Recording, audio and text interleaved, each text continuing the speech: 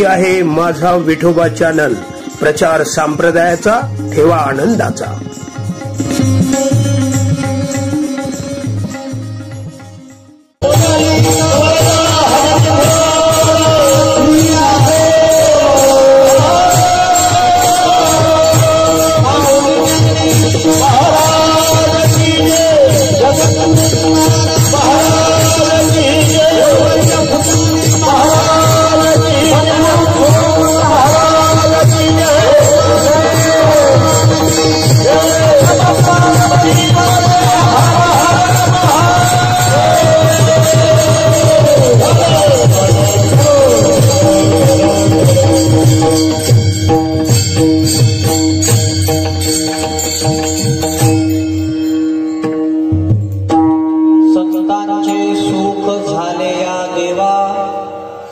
संतांचे सुख झाले या देवा, मनवणी सेवा करी त्यांची, तेथे माझा काय कोण तो विचार, वर्णावया पार महिमा त्यांचा, निर्गुणाकार झाला गुणवंत, घाले दंडवत पूजनीया, तीर्थे त्यांची इच्छा करती नित्य काळ, व्हावया निर्मळ आपणाशी, अष्टमहासिद्धीचा कोण आला पाड, वागोनी दियाड कोणी तया, तेथे माझा काय कोण तो विचार, वर्णावया पार महिमा त्यांचा, तुका म्हणे ते हे बळिया शिरोमणी, तुका म्हणे ते हे बळिया शिरोमणी, राहिले चरणी निकटवासे, तेथे माझा काय कोण तो विचार, वर्णावया पार महिमा त्याचा, पांडुरंगा करू प्रथम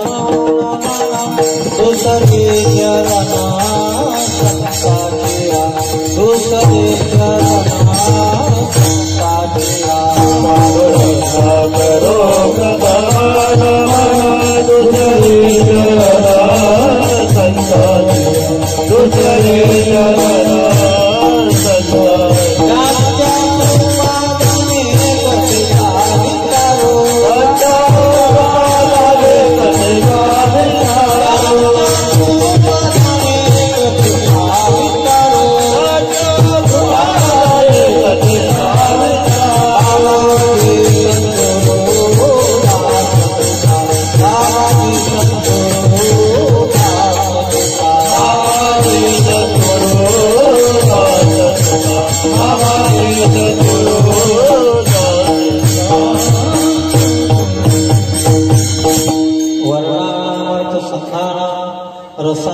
छंदसामपि मंगलानांच कर्तारो, वंदे वाणी विनायको, मनोजवं मारुततुल्यवेगं, जितेन्द्रियं बुद्धिमतां वरिष्ठं, वातात्मजं वानरयूथमुख्यं, श्रीरामदूतं शरणं प्रपद्ये, चलत्कुण्डलं भूसुनेत्रं विशालं, प्रसन्नाननं नीलकण्ठं दयालं, मृगाधीशचम्राम्बरं मुण्डमालं, प्रियं शङ्करं सर्वनाथं भजामि।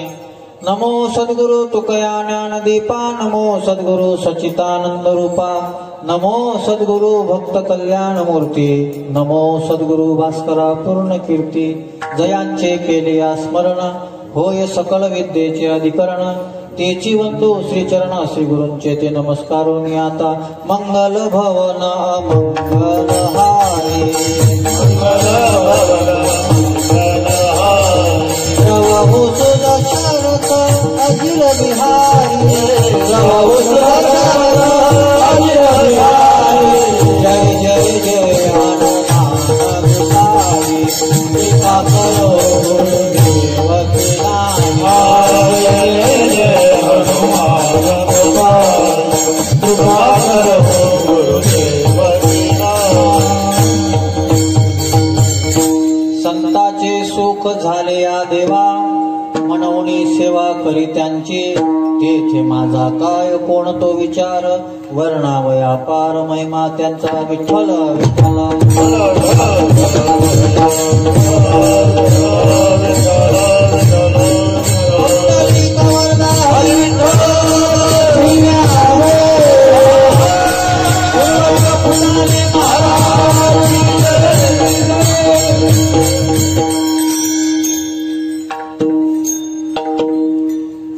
पांडुरंग परमात्म्याच्या कृपेने वारकरी संप्रदायातील संत महात्म्यांच्या आशीर्वादाने संपन्न होत असणारा गुरुवर्य प्रातस्मरणीय फुटाणे महाराजांचा हा अखंड हरिनाम सप्ताह आणि या सप्ताहामध्ये आज दुसऱ्या दिवसाच्या कीर्तन सेवेच्या माध्यमातून ती सेवा ऐकण्याकरता श्रवण करण्याकरता या सेवेकरता मदत करण्याकरता उपस्थित असणारी सगळी आदरणीय महानुभाव मंडळी, त्यांच्यामध्ये ज्यांच्या मुखामधून आपण पसायदानाचं चिंतन ऐकत आहात असे आमचे हरिभक्तीपरायण आदरणीय एकनाथ महाराज गौडकर आहेत.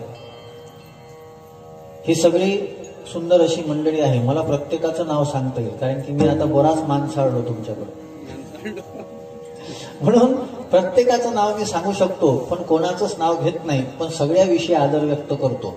आणि हाती के पाव में सबके पाव, बुवाजीचं नाव घेतलं आलं सगळ्यांचं नाव त्याच्यामध्ये. एवढा ज्येष्ठ माणूस आहे ते उभा राहून राहिला, हे संताचा महिमा आहे.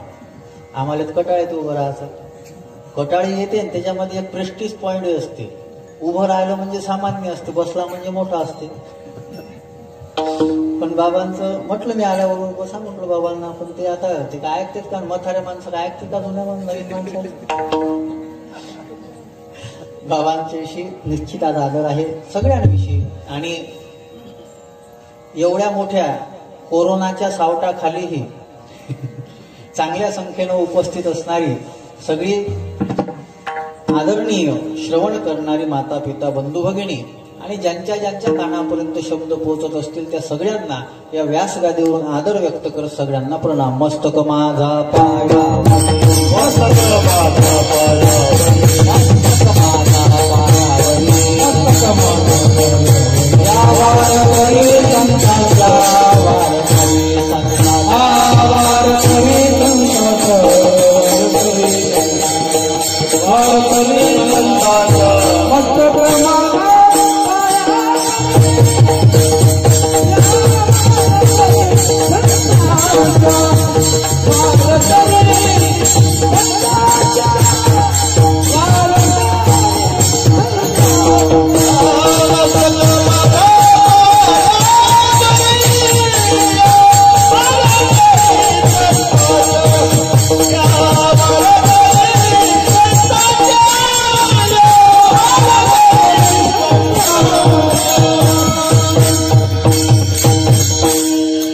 अधिक जास्त परिहार देत नाही, सरळ सरळ अभंगाच्या चिंतनाचा प्रारंभ करतो.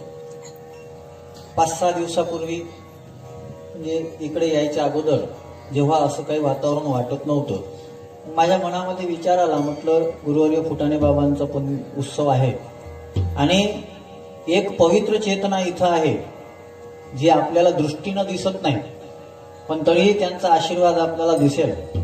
आणि वारकरी संप्रदायामधली एक दृष्टीला दिसणारी चेतना ही इथं येणार आहे असा विचार तेव्हा होता. कारण की उद्या गुरुवर्य शांतीब्रह्म मारुतीबाबांचं आगमन आपल्याला आशीर्वादाच्या रूपामध्ये भेटणार होतं. पण या थोडंसं कोरोना व्हायरसच्या प्रादुर्भावामुळं आणि त्यांनी यायचा निर्णय रद्द केला आणि आपणही त्यांना आग्रह केला नाही. कारण की आपल्याला ते आल्यापेक्षा त्यांची प्रकृती चांगलं राहणं हेच जास्त महत्वाचं आहे. कारण की एवढे कीर्तनकार घडवणारे आजच्या प्रसंगाला सगळ्यात सिनियर ते आहेत. आणि नितीन भाऊ, आता जोग महाराजांच्या पुण्यस्मरणाच्या शताब्दीमध्ये मोहन भागवत आले होते आणि चैतन्य महाराजांची जोग महाराजांचं चरित्र कथा चालू होती. आणि महाराजांची कथा चालू असताना भागवत तिकडे, आदरणीय भागवत साहेब तिकडे संस्थेमध्ये आले म्हणून बाबांना बोलवण्याकरता लोक आले तिथे. आणि बाबा व्यासपीठावरून उतरले जाऊ लागले. चैतन्य महाराजांना याचं काही माहीत नव्हतं आणि ते जात असताना चैतन्य महाराज म्हणू लागले, बाबा तुम्ही कशाला जाता, बसा ना. बाबाला जाणंही भाग होतं, एवढा मोठा आदरणीय व्यक्तिमत्व आलेला आहे. बाबा निघून गेले. कोणीतरी खालून आवाज दिला, म्हणे महाराज तुम्ही चालू द्या ना. चैतन्य महाराजांनी शब्द चांगले वापरले. ते म्हणे मी कसं काय चालू देऊ, माझा प्राण निघून चालला, माझा प्राण निघून चालला, मी कसं काय चालू देऊ. म्हणजे एवढा मोठा अभ्यासू विद्वान व्यक्तीही ज्यांना प्राण म्हणतो त्याचं किती मोठेपण असेल. आणि म्हणून फुटाणे बाबांचंही मोठेपण आहे, फुटाणे बाबांचाही महिमा आहे आणि संत महात्म्यांचाही महिमा आहे. तो महिमा तुकोबारायांच्या शब्दामध्ये वर्णन करण्याकरता या अभंगाचा आश्रय आहे. अभंग मोठा आहे. बाबा फोन खाली ठेवून द्या, नाही तर बाहेर जाऊन बोला. विठ्ठला विठ्ठला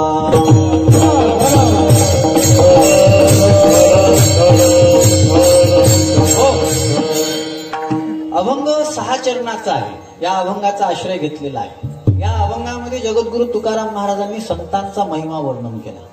संतांचा महिमा 5 चरणामध्ये वर्णन केलेला आहे आणि एका चरणामध्ये सांगितलं असमर्थता व्यक्त केली. दुसऱ्या चरणाचा विचार आहे की मी असमर्थ आहे. कदाचित असं काही घडलं असावं की संतांचा महिमा वर्णन केल्यानंतर बऱ्याच चांगल्या गोष्टी होतात. कथा कीर्तनामध्ये संताचा किंवा देवाचाच महिमा वर्णन केला पाहिजे, कारण की देव आणि संत याच्यामध्ये फरकच नाही ना. मग वर्णावी ती थोडी एका विठ्ठलाची म्हटल्यानंतर त्याच्यामध्ये संतही आले. मग संतांचा महिमा वर्णन केल्यानंतर, संतांचं वर्णन केल्यानंतर होते काय? सगळ्यात महत्वाचं, संतांचं वर्णन जर सोडा, संतांचं जर फक्त नाव घेतलं, पुण्यवंत व्हावे व्हावे पुण्यवंत व्हावे पुण्यवंत व्हावे पुण्यवंत व्हावे घेता सत्य नाची नावे घेता सत्य नाची नावे मेघे माझी वाचा तुझी वाचा तुझी मेघे माझी वाचा तुझी घेता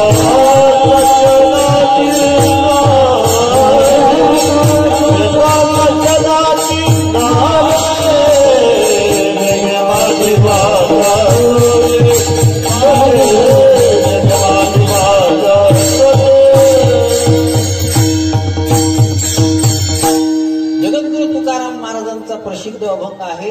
संतांचा महिमा नाही, संतांचं केवळ नाव जर घेतलं, संतांचं केवळ नाव जर घेतलं तर फार मोठं पुण्य होते. मी आता ती स्थिती पाहिली नाही, पण असं म्हणतात ज्यांची आपल्याही भागावर भरपूर कृपा आहे, गुरुवर्य अमृत महाराज नरखेडकर. मी असं ऐकलं की अमृत महाराज रोज एक माळेला भाऊसाहेब भाऊसाहेब म्हणून माळेचा जप करायचे. भाऊसाहेब महाराज बरोबर, कारण की जीवन तसं होतं. आणि अशा संतांचं जर आपण नाव घेतलं तर जगद्गुरु तुकाराम महाराज म्हणतात आपल्याला पुण्य प्राप्त होते. दुसरा संतांचा महिमा किंवा संतांचं वर्णन करण्याचा लाभ हा आहे. ज्ञानोबा राय सांगतात, जे संतांचं चरित्र ऐकतात गातात ते मला आवडतात. तेही प्राणा परोते आवडती मज निरुते, जे भक्त चरित्राते प्रशंसते. भक्ताचं चरित्र सांगणारे ऐकणारे मला आवडतात. देवाला आवडणं वेगळं असते, देवाला आवडणारी कथा वेगळी असते, देवाला आवडणारं कीर्तनही वेगळं असते. लोकांना आवडणारं कीर्तन करण्याकरता वेगळा विचार करावा लागतो आणि देवाला आवडणारा कीर्तन करण्याकरता वेगळा विचार करावा लागतो. आजच्या कलियुगाच्या काळामध्ये देवाला आवडावं, संताला आवडावं असं वर्णन करण्याची बुद्धी ज्याला होत असेल ना, तोच खरा भाग्यवान आहे. तोच खरा भाग्यवान आहे. कारण की आपण जर संतांचं वर्णन केलं तर भगवान आपला अंगीकार करतात, भगवान आपल्याला माझं म्हणतात. आणि देवानं माझं म्हणावं याच्याकरताच परमार्थ करायचा असतो. देव काय मिळणार भेटणार आहे का तुम्हाला? पण देवानं आपला अंगीकार केला तर आपल्या जीवनामधले दोष निघून जातात. शास्त्र असं सांगते, माकडाचं नावही सकाळी घेऊ नका. प्रभाते नाम न घ्यावे माकडाचे, तैसे अभक्ताचे सर्व काळ. पण देवानं स्वीकार केला तर एक माकड जो मारुती राय आहे, इथं आपण फोटो लावला, सकाळी आल्याबरोबर पहिलं दर्शन त्यांचं घेऊन राहिलो. कारण काय आहे? देवानं स्वीकार केला तर जीवनामध्ये फार मोठी क्रांती होते. मला सांगा, पतिव्रता कोणाला म्हणतात? तिला एकच नवरा असतो.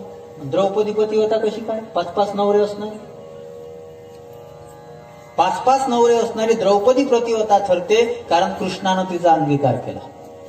मग आपलं सगळ्यांचं जीवन अपूर्ण आहे. आपल्या जीवनामध्ये काही ना काही दोष असणं स्वाभाविक आहे. आपल्या जीवनामध्ये काही ना काही दोष असणं स्वाभाविक आहे. पण देवानं आपला अंगीकार करावा, देवानं आपल्याला आपलं म्हणावं, याच्याकरता सगळ्यात महत्वाचा एक मार्ग आहे. त्या संत महात्म्यांचं जे चरित्र आहे, त्या संत महात्म्यांचा जो महिमा आहे, त्या संत महात्म्याच्या चरित्राचा, त्या महिम्याचं वर्णन आपण आपल्या मुखाने केलं पाहिजे. आणि तिसरं महत्वाचं कारण, संत महात्म्यांचं वर्णन का करायचं? सगळ्यात महत्वाचं, संत महात्म्यांचं जीवन हे आपल्याकरता आरसा असते. आपल्याकरता आरसा असते. गाथा ज्ञानेश्वरी वाचत असताना आपल्याला त्यातून ज्ञानोबारायांचं, तुकोबारायांचं चरित्र कळते. आणि ते चरित्र कळल्यानंतर गाथामूर्ती रामभाऊ महाराज राऊत नेहमी एक गोष्ट बोलत होते, मला आठवते ती गोष्ट. म्हणे पारमार्थिक माणसांना आपण कसं दिसतो हे आरशामध्ये पाहू नये, गाथा आणि ज्ञानेश्वरीमध्ये पाहावं. विठ्ठला विठ्ठला.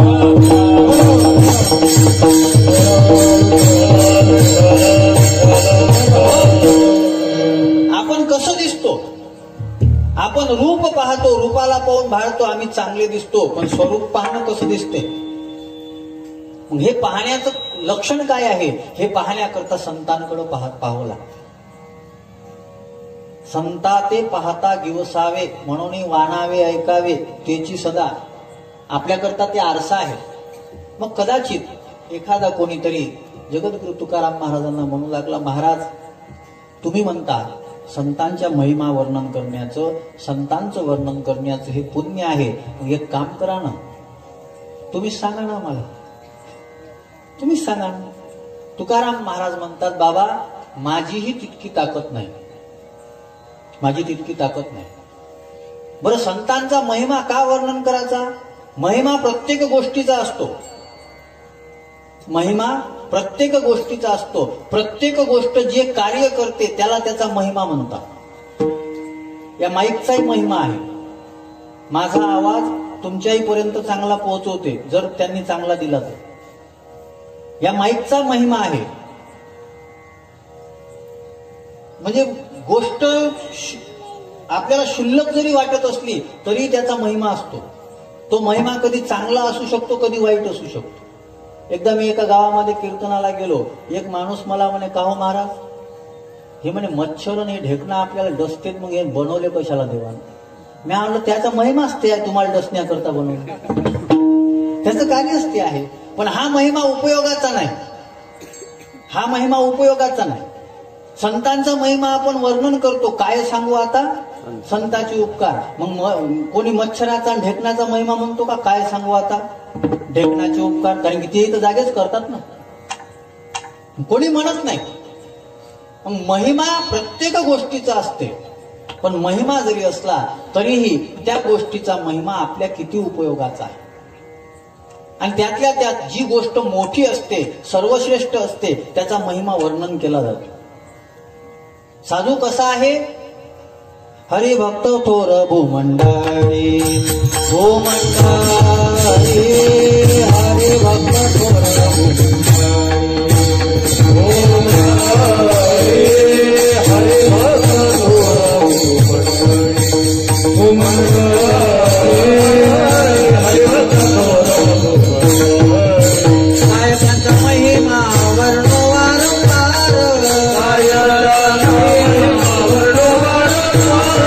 काय त्यांचा महिमा वर्णो वारंवार, काय वर्णो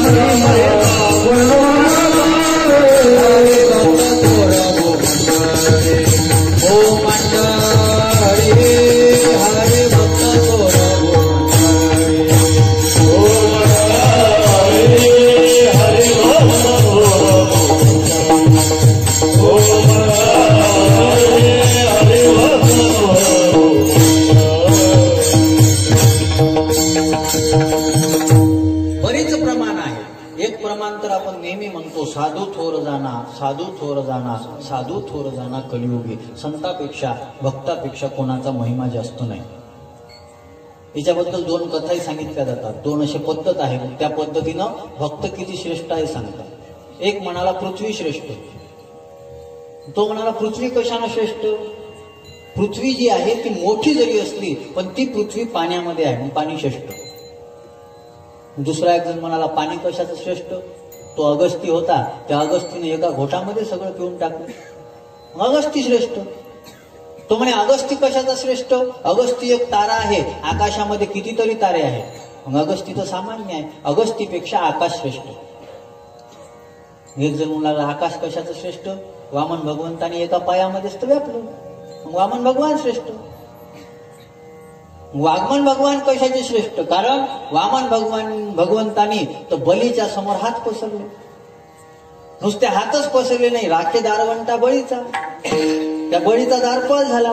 मग कोण श्रेष्ठ? बळी श्रेष्ठ. बळी कोण आहे? बळी भगवत भक्त आहे. मग कोण श्रेष्ठ झालं? भगवत भक्त श्रेष्ठ झालं. एका दुसऱ्याही पद्धतीनं सांगितलं जाते, म्हणजे पृथ्वी श्रेष्ठ. कशामुळे पृथ्वी श्रेष्ठ? श्रेष्ठ नाही कारण की ती पृथ्वी शेष नारायणाच्या डोक्यावर आहे, शेष नारायण श्रेष्ठ. एक जण म्हणू लागला शेष नारायण श्रेष्ठ नाही. मग कोण श्रेष्ठ? म्हणजे तो शेष नारायण ते शंकराच्या गळ्यामध्ये बसतो, मग शंकर श्रेष्ठ. म्हणजे शंकर कशाचा श्रेष्ठ? शंकर जे आहे ते तर कैलासावर राहतात, कैलास श्रेष्ठ. एक जण म्हणाला कैलास कशाचा श्रेष्ठ? त्या रावणानं तो उकडून फेकला कैलास, रावण श्रेष्ठ. म्हणजे रावणालाही श्रेष्ठ म्हणणारे आहेतच ना, रावण श्रेष्ठ. एक जण म्हणू लागला रावण कशाचा श्रेष्ठ? रावण श्रेष्ठ नाही कारण त्या वालीनं तर रावणाला काखेत दाबून नेलं, वाली श्रेष्ठ. एक जण म्हणाला वाली कशाचा श्रेष्ठ?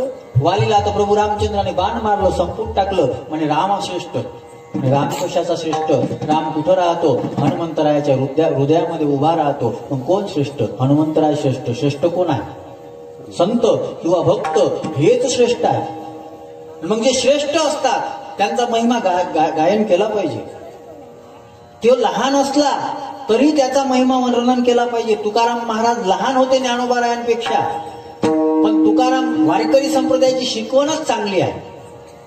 वारकरी संप्रदायाची शिकवणच चांगली आहे. तुकाराम महाराज ज्ञानेश्वर महाराजांपेक्षा लहान होते, पण तुकाराम महाराजांचा महिमा ज्ञानेश्वर महाराज वर्णन करतात. तुका सर्वश्रेष्ठ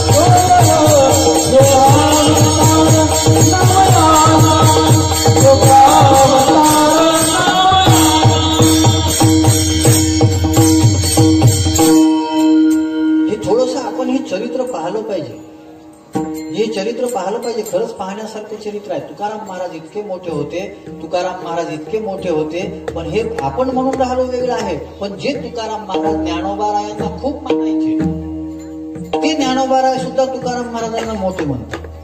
म्हणजे आमच्याही काही लोकांनी याच्याकडे लक्ष देणं गरजेचं आहे. बाबा खरंच लक्ष देणं गरजेचं आहे. तुमच्यासारखे लोक फार कमी आहेत. तर काही काही मोठे जे असतात ना, ते म्हणते ते काना मागून आलेलं होतं, ते काना मागून ते कालचं, ते आम्हाला शिकवते, ते आम्हाला हे करते. आम्ही सगळं विसरून राहिलो. याचं कारण काय आहे? हे संतांचे अभंग आम्ही नीटपणे समजून घेत नाही. तुकाराम महाराजांचा महिमा आहे, मग लहान होते तरी ज्ञानोबाराय तो महिमा मान्य करतात. ज्ञानोबाराय म्हणतात तुकाराम महाराज सर्वश्रेष्ठ आहे. महाराज संत मोठे आहेत, संत सर्वश्रेष्ठ आहे तुम्ही सांगता, पण नुसते मोठे आहे म्हणून काय? त्यांचा तुम्ही महिमा सांगा ना. तुकाराम महाराज म्हणतात बाबा इथं माझी योग्यता कमी पडते, तीच गोष्ट अभंगाच्या दुसऱ्या चरणामध्ये. कोण तो विचार, माझा काय कोण तो विचार, तेथे माझा काय, कोण तो विचार, तेथे माझा काय, कोण तो विचार,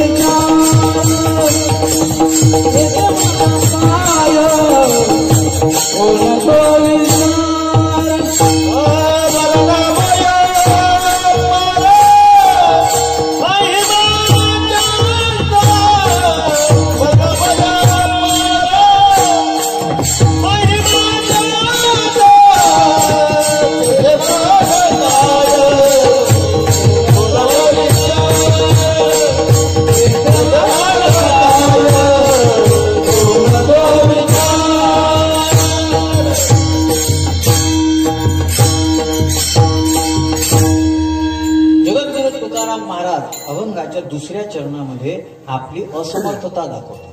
तेथे माझा काय कोण तो विचार. तुम्ही म्हणसाल महाराज पहिलं दिलं सोडून दुसऱ्याला काय आले, मनात घुसणारे समोर चालले ना. त्याच्याकरता ना मी अभंगाची मांडणी करण्याकरता. आणि असं अन्नामनात घुसलं म्हणजे सगळेच जागे राहतात. हे कुठं जायला नेत नाही. तुकाराम महाराज म्हणतात तेथे माझा काय कोण तो विचार. माझी काय ताकद आहे, मी कोण आहे मी नाही सांगू शकत. वर्णावया पार महिमा त्यांच्या महिमेचं वर्णन करण्याकरता, त्याचा पार पाहण्याकरता मी कमी पडतो. माझी ताकद नाही. आणि खरं आता मला थोडस शांत डोक्याने तुम्ही सगळं विचार करा. याच्यातही एका पद्धतीनं संतांचा महिमाच सांगितला. आता तुकोबारायासारख्याच डोकं चालत नाही असं तुकाराम महाराज जर म्हणून राहिले तर मग दारू पिऊन PhD करणाऱ्याची कशी काय चालवत. याच्यामध्ये नवल नाही. जगामधला सगळ्यात पॉवरफुल कोण आहे त्याचीही तिथं ताकद चालत नाही. तोनकडे साचार ब्रह्मादेवा, तोनकडे साचार ब्रह्मादेवा, तोनकडे साचार ब्रह्मादेवा. त्यांचा महिमा काय वदंती पावर, त्यांचा महिमा काय वदंती पावर, त्यांचा महिमा काय वदंती पावर, त्यांचा महिमा काय वदंती पावर. तोनकडे साचार ब्रह्मादेवा, तोनकडे साचार ब्रह्मादेवा, तोनकडे साचार ब्रह्मादेवा. शब्द बघा, शब्द तुकाराम महाराजांचे आहेत. तुकाराम महाराज म्हणतात मी वर्णन करू शकत नाही, याच्यामध्ये नवल नाही. तो न कळे साचार ब्रह्मादिका. तर ब्रह्मदेवालाही कळत नाही. मग ब्रह्मदेवाला कळत नाही, ब्रह्मदेव काय सामान्य होता का. थोडासा विचार करा, थोडासा विचार करा. माझ्याकडे लक्ष द्या, 1 तास आहे माझ्याकडं. संतांचा महिमाच मला तुम्हाला सांगायचा आहे. ब्रह्मदेव सामान्य होता का, सामान्य होता का ब्रह्मदेव. ब्रह्मदेव तो आहे की ज्यानं हे सगळं जगाची उत्पत्ती केली, हे सगळं चालून तो राहिला. किती योनी आहे, 84 लक्ष योनी आहे. 21 अंडज, 21 स्वैरज, जारज, उद्वीज, 21 लाख सगळ्या याच्यामध्ये आहे. आता सगळ्या याच्यामध्ये आहे. मला सांगा, इथं आपण सगळे बसलेलो आहोत, याच्यात एकासारखा दिसणारा दुसरा आहे का. त्यानं किती निर्माण केले. जगाची लोकसंख्या बघा किती झाली. भारताची 130च्या जवळ टेकली. जगाची लोकसंख्या किती असेल.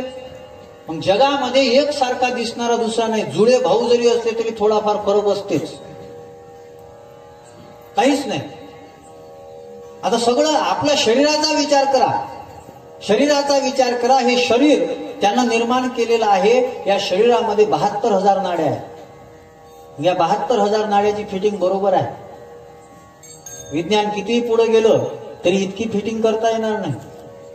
त्यानं लेकराची व्यवस्था पहिलेच करून ठेवली. आईच्या शरीरामध्ये दुधाची उत्पत्ती करून ठेवली. आज विज्ञान किती समोर झालं तर शरीरामध्ये दूध बनवण्याची मशीन लावू शकत नाही. आज विज्ञान किती समोर गेलं तर अन्नापासून रक्त बनवण्याची मशीन बनलेली नाही. मग एवढी ज्याची ताकद होती, तुकाराम महाराज म्हणतात त्यालाच कळलं नाही, त्यालाच कळलं नाही. आता आपल्याला एकच डोकं आहे, त्याला 4 आहे. म्हणजे आपल्यापाशी विचार करायची एकच मशीन आहे, त्याच्यापाशी 4 आहे. 4ही ओरिजिनल आहे. आपल्याला का जंगाट झाले, आपल्या सगळं भस्म झालेले आहे, सगळ्या डिप्या उडालेल्या, आणि त्याच्या पॉवरफुल आहे, एकदम पॉवरफुल त्याच्या मशीन आहे. डोकं चांगलं आहे ना त्याचं. किती डोकं असेल त्याचं, इतकं सगळं तो सांभाळून राहिला, किती डोकं असेल. ते कोरोना नावाचा एक व्हायरस आला तर आपल्याला सगळ्याला काळजी करायची चिंता निर्माण झाली. अशा तर जगात किती व्हायरस असेल, कोण सांभाळून राहिला आजपासून याच्यापासून आपल्याला. मग विचार करा त्याचं डोकं किती चांगलं असेल, काय डोकं असेल. लोक म्हणतात डोकं आहे का नाही तुला, डोकं नसते का त्याला. डोकं म्हणजे बुद्धी, त्याची बुद्धी किती पॉवरफुल असेल, पण त्याची सुद्धा बुद्धी संतांचा महिमा वर्णन करण्याकरता कमी पडते.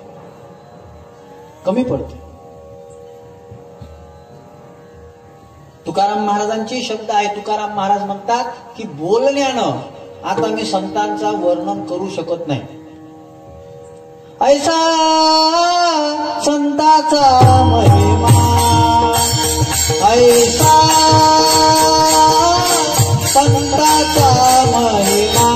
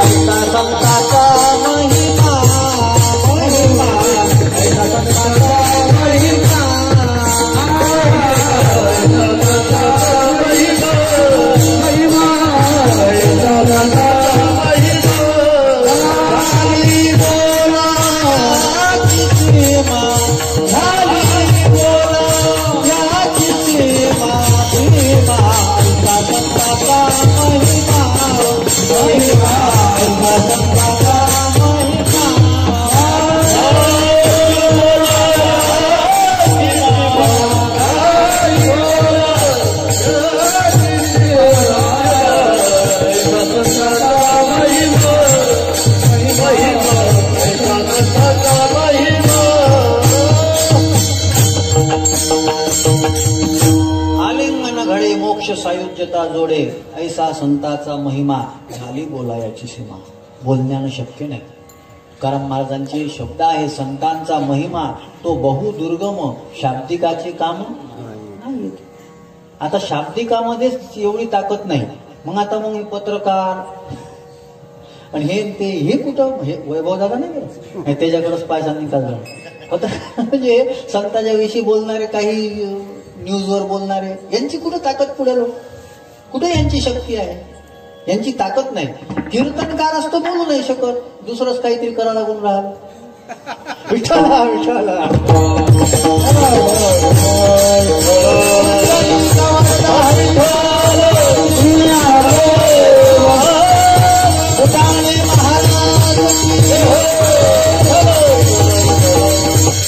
बाकीच्यांचा विचार कुठं आहे, ज्यांच्याकडे हे काम आहे तेच कमी पडून राहिले. आमच्याकडे दुसरं काम काय आहे, हेच काम आहे, पण आम्ही कमी पडून राहिलो. मग संतांचा महिमा वर्णन करण्याकरता तुकाराम महाराज म्हणतात तेथे माझा काय कोण तो विचार, वर्णावया पार महिमा त्यांचा. मी अपुरा आहे, पण महाराज मग तुम्ही नाही सांगाव कोण. कारण की संताचा महिमा कोणाला कळू शकते, संतांना कळू शकते. भक्ताचा महिमा भक्तची जाणत. तुका म्हणे अंगे व्हावे ते आपण, तरीच महिमान येईल कळू. मग तुम्हाला नाही विचारायचं कोणाला? तुम्ही असे हात कोण झटकता? तुमच्यासारख्यानं हात झटकले तर आम्ही जाऊ कोणाकडं? तुकाराम महाराज म्हणतात, बाबा मी माझी परिस्थिती तुला सांगितली, तेथे माझा काय कोण तो विचार, वर्णावया पार महिमा त्याचा. आता एक गोष्ट तर अशी आहे, थोडासा कैमुक्तिक ज्ञान विचार करा. देवाचा महिमा वर्णन करणंच कठीण आहे. वेदालाही नाही कळला अंतपार त्याचा पार जो आहे तो वेदाला कळला नाही. बरं, देवाचा महिमा काल्याच्या अभंगामध्ये चिंतन आहे. ब्रह्मादिका देवा ऐसा अगोचर, कैसा त्याचा पार कसा काय प्राप्त होईल? एक शंकराला ईश्वर म्हणून एक कथा आलेली आहे पुराणामध्ये. काय झालं? ब्रह्मदेव आणि विष्णू यांच्यामध्ये भांडण लागलं. तो म्हणे मी मोठा, हा म्हणे मी मोठा. म्हणजे मी मोठा हे पहिलेपासूनच चालू आहे, देवापासूनच चालू आहे. ब्रह्मदेव म्हणे मी मोठा, मला 4 डोके आहेत. विष्णू म्हणे मला 4 हात आहे, मी मोठा. ब्रह्मदेव म्हणू लागला मी जगाचं पालन करतो, उत्पत्ती करतो. विष्णूने सांगितलं मीच तुझ्याकडे जबाबदारी दिली, मीच सगळं तयार केलं. जेणे हे विश्व निर्मिले माहित नाही का? अभंग वाचत जाण. मी सगळं केलं. दोघाले सारखेच मार्क पडत होते. पण मग आता कोणी मोठा आहे तर मग मार्क एकाला जास्त असले पाहिजे ना. हे म्हणे एक काम करू, काय भगवान शंकर ईश्वर आहे, आपण त्यांच्याकडे जाऊ. आणि त्यांच्याकडे गेले आणि शंकरापाशी जाऊन म्हणू लागले मोठं कोण आहे सांगा. आता वास्तविक मोठं कोण आहे ना, हा वादच चुकीचा आहे. मोठं कोण आहे हा वादच चुकीचा आहे. कोणी स्वतःला मोठं समजून घेऊच नाही. आपल्याला जगतरूपी परमात्म्याची सेवा करण्याकरता ते मोठेपण देवानं दिलेलं आहे. जगतरूपी परमार्थाची सेवा करण्याकरता ते मोठेपण देवानं दिलेलं आहे. अर्जुन मोठा धनुर्धर होता, पण मला सांगा वापस येत असताना भिल्लाच्या बायानं येड्या बाबुळीच्या फोकानं झोडपला. कुठं गेलं मोठेपण, कुठं गेलं धनुर्धरपणा? देवानं फ्यूज काढून घेतला होता. ज्याला अहंकार येते ना त्याची फ्यूज काढून घेते देव. फ्यूज काढून टाकला. देवाची शक्ती गेली की आपलं मोठेपणही जाते. मोठेपणा जो दिलेला आहे, कोणत्याही क्षेत्रामधला मोठेपणा जर मिळालेला असेल तर आपण मोठेपण त्याच्याकडे घेऊ नये. ते मोठेपण देवानं आपल्याला दिलेलं आहे असं समजावं. ते देवानं दिलेलं आहे. पण मोठेपणाचा वादच निर्माण झाला. कोणी म्हणतात ही जात मोठी, हा धर्म मोठा, हे मोठं. मोठेपण काय याच्यावरून ठरत असते का? आणि काही लोकांना सवय पडली जे स्वतःला पुरोगामी म्हणून घेतात. पुरोगामी म्हणजे पुढे नेणारा विचार, पण हे पुरोगामी मातीत घालणारे आहे. हे पुढे नेणारा विचार नाही आहे, हे अधोगतीला नेणारा विचार आहे. आपली जी वर्ण व्यवस्था असेल, आपली जी सगळी व्यवस्था असेल, तुकोबारांचे शब्द आहे, बाबा ही वर्ण व्यवस्था सोडा, ही एक व्यवस्था आहे. ही एक व्यवस्था आहे. प्रत्येकाला इथं अधिकार आहे. ही एक व्यवस्था म्हणून केलेली आहे. तुम्ही मोठं कसं काय समजता स्वतःला? कोणी मोठा नाही. लोकांना समजत नाही. सगळे भांडण मोठेपणासाठीच आहे. ब्रह्मदेव आणि विष्णूचं भांडण शंकरापाशी आले. शंकराला वाटलं की बाबा कोणाचं नाव सांगता येणार नाही. कारण की मी जर म्हटलं विष्णू मोठा तर ब्रह्मदेव म्हणून टेबला खालून काहीतरी व्यवहार झाला. टेबला खालून काहीतरी दिलं तेव्हाच त्याला मोठं म्हटलं. मग एक शंकराने एक केलं. ते म्हणे दोघे जण एक काम करा. काय? माझ्या कमरेपासून खालचं जे टोक आहे ते विष्णूनं जावं ते टोक शोधून यावं, आणि कमरेच्या वरचं जे टोक आहे ब्रह्मदेवानं जावं ते टोक शोधून यावं. तुम्ही खाली जा, तुम्ही वर जा. ब्रह्मदेवाला घाईत झालेली होती, ते लगेच निघालं. विष्णूच्या लक्षात आलं का हे काही शक्य नाही. विष्णू तिथंच बसले शांत. ब्रह्मदेव गेला, छातीपर्यंत गेला कसा तरी, छाती काही संपेच नाही. हे म्हणे 56 इंची ऐकली होती वा, हे तर त्याच्यापेक्षा मोठी दिसते. सापडूनच नाही राहिली. कुठं जाऊ? संपूनच नाही राहिलं. मग आता आपली ताकद पुरत नसली तर मग माणूस काय करते? वारीमध्ये लय गर्दी दिसली, मग आपली ताकद पुरून नाही राहिली उभं राहायची, मग ते मधात घुसते. आपल्याला पेपर सोडवता नाही येऊन राहिला, मग आखरी पर्याय काय? कॉपी करा. मग ब्रह्मदेवाने कॉपी केली. ते म्हणे एक काम करू, त्याला पाहायला आला का आपल्याला, त्याला जाऊन सांगून देऊ का मी जाऊन आलो, पाहून आलो आखरीचं टोक. पण खोट्याले पुरावे जास्त जमा करावे लागतात. ते म्हणे काहीतरी पुरावा नाही आला का? तिथे केवडा होता. केवड्याला म्हणे चल माझ्यासोबत. ते म्हणे कायले? ते म्हणे जास्त विचारू नको. मोठ्या माणसाला विचारत असते का एवढा हुशार झाला का? चल माझ्यासोबत. तो म्हणे ठीक आहे बघ चल. रस्त्याने गाय दिसली, त्या गाईलाही सोबत घेतलं आणि शंकरापाशी आला आणि फुशारकी मारू लागला. म्हणे ओ शंकरजी, मी आलो तुमचं वरचं टोक पाहू. तुम्ही पुरावा मागचाल, हे पुरावा आणले. हा केवढा? सांग केवढ्या? मी पाहून आलो टोक. हे म्हणे आता मोठा माणूस आहे काय? हो. गाय होती, गाईला विचारलं. गाय बिचारी थोडीशी सज्जन होती. गायीनं काय केलं, गाई शेपूट हलवून नाही म्हणू लागली. पण ब्रह्मदेवानं मोठे डोळे करून पाहिलं तिच्याकडं. मग ती तोंडानं हो हो म्हणे. मान हलवली. आता मान हलवणं नंदी बैलाचा गुण आहे, पण गायीनं मान हलवली. म्हणे बघा 2 पुरावे आणले ना. आता मला सांगा, देवापाशी खोटं चालते का हो? शंकरानं सांगितलं, म्हणे ब्रह्मदेवा, तू देव असला तरी लबाडी करून राहिला, म्हणून जगात तुझी कुठंच पूजा होणार नाही. म्हणजे ब्रह्मदेव असला तरी लबाडी जर करत असेल तर त्याची पूजा करू नये. मग आमच्यासारखे कुठं राहिले लबाड करणार? बिलकुल तुझी पूजा होणार नाही. केवढ्याला म्हणे तू किती सुगंधी असला तरीही तुला देवपूजेमध्ये स्नान नाही. तुला स्नान देणार नाही देवपूजेमध्ये, कारण की तू खोट्याला सहकार्य दिलं. आणि तुकाराम महाराजांचा अभंग वाच, केले पाप जिने दिले अनुमोदन, दोहीची पतन सारे खेची. म्हणजे जो पाप करत असेल त्याला जर तुम्ही मदत करत असेल तर दोघांचंही अधःपतन होणार आहे. मी बरेच वेळा सांगत असतो माझ्या तरुण बंधू भगिनींना, गणपती दुर्गा देवीचे उत्सव चांगल्या पद्धतीनं जर साजरे होत असेल तर वर्गण्या देत जा. तिथं जुवा खेळला जात असेल तर बिलकुल वर्गण्या देत जात नका, कारण की तुम्ही वर्गणी देऊनही तुम्ही पापाचे भागीदार होणार आहे. चांगले सप्ते, खरंच चांगले संताला अपेक्षित असणारे उत्सव साजरे होत असेल तिथं वर्गणी देण्याकरता कमी करू नका. आणि जिथं कीर्तनाच्या नावाखाली तमाशे केले जात असेल तिथं बिलकुल वर्गण्या देऊ नका, कारण की ते वर्गण्या देऊनही पुण्य करता होय पाप हेच आहे. पुण्य करता होय पाप हेच आहे, दुसरं काहीच नाही. तू म्हणे तू किती चांगला सुगंधी असला तरी तुला देवपूजेमध्ये स्थान नाही. आणि गाईला सांगितलं, म्हणे तुझ्यामध्ये देवतांचा वास आहे, पण तू तोंडानं नाही म्हटलं. तूही खोट्याची साथ दिली. तुझ्या तोंडाची पूजा कोणीच करणार नाही, तू तोंडानं विष्टा खाशील. म्हणून गायीची पूजा मागून केली जाते. आता ब्रह्मदेवानं हा पार, देवाचा पार शोधण्याचा प्रयत्न केला, त्याला लबाडी करावी लागली, त्याला पार शोधता आला नाही. आणि आपण म्हणतो देवापेक्षाही संत जर महत्वाचे असतील, देवापेक्षाही संत जर श्रेष्ठ असतील, मग संतांचा पार कसा काय शोधता येईल? विठ्ठल विठ्ठल.